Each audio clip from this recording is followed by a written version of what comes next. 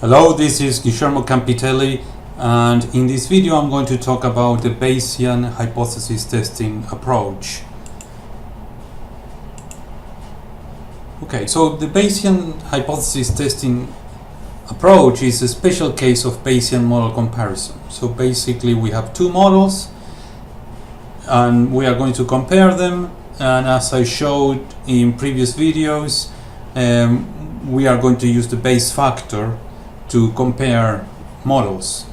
So basically in this case we are going to compare two models. One model is the model of the null hypothesis and the other one is the model of the alternative hypothesis. So again, it's the same as model comparison, it's just the priors and probability of data distributions we are going to choose for each model. It makes it a different case of or special case of model comparison. Okay, so basically this part is the same as the NHST approach. We've got a statistical model. So basically first a causal model, which is the same as before. And the statistical model is going to be a bit different, but we are going to use, I'm going to show you, I'd like to show you this formula because it shows that beta 1 is the parameter of interest. And also the statistic of interest is the beta 1 of the sample. So we are going to calculate beta 1 in our sample, and we are going to estimate the beta 1 of the population. That's the idea of the analysis, with the difference that we are going to test whether beta 1 is different than 0, but with a Bayesian approach. Okay, so we need to establish first a prior to the model of the null hypothesis or the null model, and then a prior for the model of the alternative hypothesis or the alternative model. Okay, so this is the prior for the null model, and this prior, we call it a spike on 0. So basically the density is infinity for 0 and 0 for all other values. So basically this this prior says there is only one possible value of beta 1 in the population, which is 0. All the other values are impossible. So basically this prior is saying the null hypothesis is true in the population because we are only admitting the possibility that 0 is true. All the other values are not possible. Okay, so that's the prior, and it's a nice way of presenting the or representing the null hypothesis. There is no possibility that other value except from 0 has any chance to be true. Okay, so now a model of the alternative. Now for the alternative we've got loads of possibilities. It's not just one. So basically what we need to be clear is what prior we are using. Okay, so basically in the alternative model we need to determine what's the plausibility of each parameter value beta 1. So basically for doing that we are going to use a normal distribution with mean 0 and dispersion 0.7. So mean is also called location in the normal distribution. In dispersion is we use the letter sigma sometimes, and we call it the standard deviation. Okay, so now why did I choose this prior?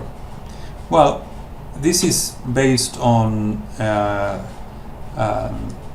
what other researchers chose as prior for the alternative model. Sultan Deans is one researcher that proposes a normal prior, and then Richard Morey proposes slightly different. He uses a Cauchy distribution, but the idea is the same as the normal. So I'm just using what other people used before. Now, what this prior indicates is that values close to zero are more likely than values far away from zero. And that reflects the idea that in psychology, values that are very very extreme are typically not found. So when we find effects, they are sort of small effects or middle effects, but not very large effects. So that's the idea of establishing a prior that says that the possibilities of finding of, in this case, beta 1s in the population that are more than 1.5 is very unlikely, and again less than minus 1.5 is very unlikely as well. So that's one possibility of a prior, but this is a non-directional. Now we have the possibility of defining as prior a directional. So if we know that we are expecting the beta 1 to be positive, so greater than 0, no different than 0, we can use a half normal distribution. So a half normal distribution will sort of cut this distribution in two, and this will turn and being overlapped in this distribution. So basically we are going to find so the distribution will look like that, just the right hand side, and so values above 0 are possible, values below 0 are impossible. Another possibility is to use a uniform distribution, and it could be a uniform with negative values and positive values are allowed, or if it is directional, we can use a positive uniform distribution. A positive prior using a uniform distribution with values, let's say, from 0 to 3 or 0 to 5. So basically that uniform distribution is saying I'm expecting that the beta 1 is positive, so it's greater than 0, but I don't have any preference for lower values or higher values of beta 1. Okay, so I'm going to continue with this model, but as I show you in the next slide, there are other alternatives. As I said, the uniform with 0 to 5, or half normal with mean. And this is interesting. In the previous, the one that I'm going to use, a dispersion of 0.7, I set up this value fixed. I fixed this value to 0.7. But another possibility is to not set a value, set a prior distribution for a sigma, and let the data estimate what's the best dispersion here. But for the software that I'm going to use later on to do the base factors, which is called JASP, sets up the dispersion to a fixed value, or it uses a different distribution and that parameter will be fixed. That's because it's easier for the user to just use one default value rather than thinking which value we can use or what prior to set for sigma. But both things are okay as long as it's all reported, and so the other people who is reading your study knows what you are doing. Okay, so we define the priors for the null model and for the alternative model. The prior for the null model was a spike on 0, and the prior for the alternative was a normal distribution with a mean of 0. So now is the time to define the probability of the data, or the distribution for the probability of the data. So this is the same as the sampling distribution in the traditional approach. So basically, for that we are going to use, for the null model, a normal distribution and with a mean of 0 and a dispersion of 0.08. And the reason I'm using 0.08 is because of the simulation I conducted and I presented in the previous video. That was the standard deviation of the normal distribution I found, so I'm using this one. But again, another possibility is to set a prior distribution for the dispersion and let the data estimate what's the best value for the dispersion. So okay, so what we are going to see now is the probability of the data for the alternative model. Okay, so the distribution is the same. It's a normal distribution with dispersion 0.08. The difference is the mean. I'm going to return to the previous slide. So as you can see, the mean is 0 here for the null model. Basically, the idea is the following. This is a distribution that will tell me what's the probability of finding a certain beta 1 value in the sample. Yes? So, well, we've got the normal distribution with mean of 0 and dispersion 0.08. That means that the values that are close to 0 are very likely, and values immediately when you go further away from 0, values become very, very unlikely because it's a small dispersion. That's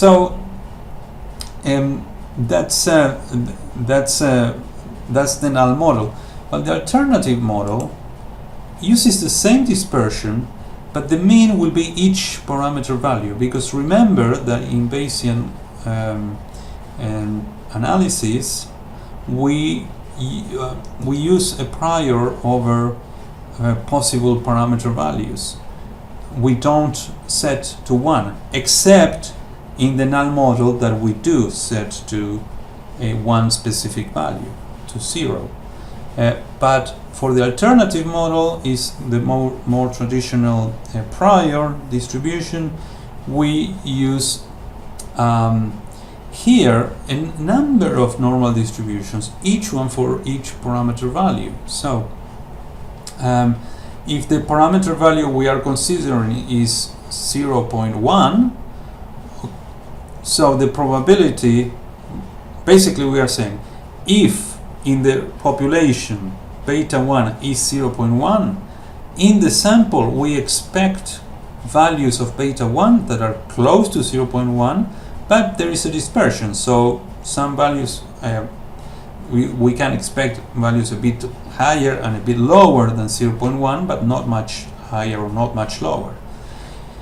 If in the population the parameter is 0.2, then we expect values that are close to 0.2, a bit lower, a bit higher, not too different than 0.2, and etc. for all the possible parameter values that we are considering. Okay, so now we started with the priors. This is the probability of the data distributions, and here is the prior predictive distribution. So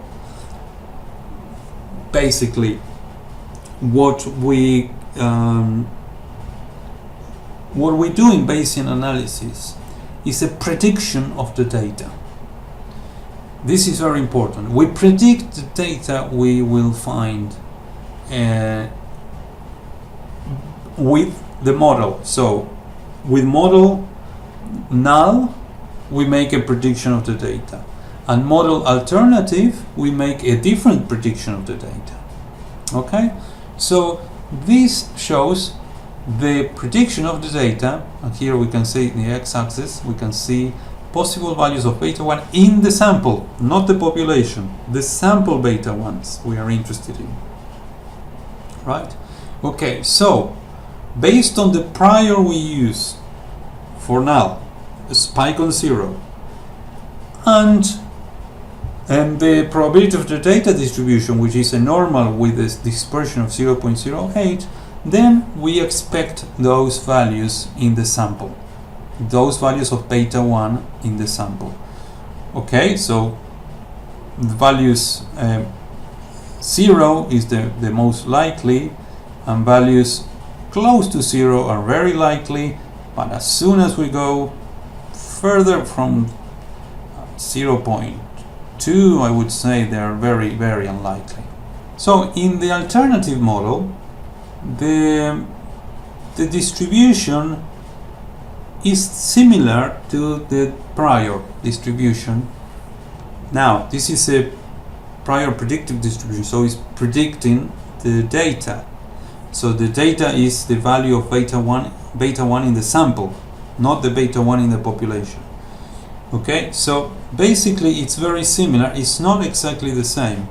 It looks almost the same, but it is a little bit flatter than the distribution for the prior. So basically, this is the data we expect in the sample. So we expect the 0 to be the most likely value, but values that are from 0 to 1 are relatively likely. Away from 1, more than 1, they are less likely. Same as less than -1 are very less likely. But it's a much flatter distribution than the predictive distribution of the null model. So if we find values further away from 0, it will be more likely in the alternative than in the null predictive distribution. Okay, so now I show you the two predictive distributions together, and you can see that the axes are the same. That's why I presented this graph wasting a lot of space here, but it was not accidental. The idea was to show how much flatter is this distribution than this one. Okay, so again, these are the values expected in the sample, the beta 1 we are going to obtain in the sample based on the each model. Okay, so now the beta 1 we obtain in the sample is 0.648. 0.648. So what we want to know is how likely is 0.648 in each of these distributions. Okay, so see the null model. 0.648 is very unlikely. Here the vertical line shows 0.648. Now it's almost 0. It's a normal distribution. It will never be 0, where its value is very, very small, very, very small values. And you can see here the value 9.99 e minus 14, which means 0.13 zeros 999.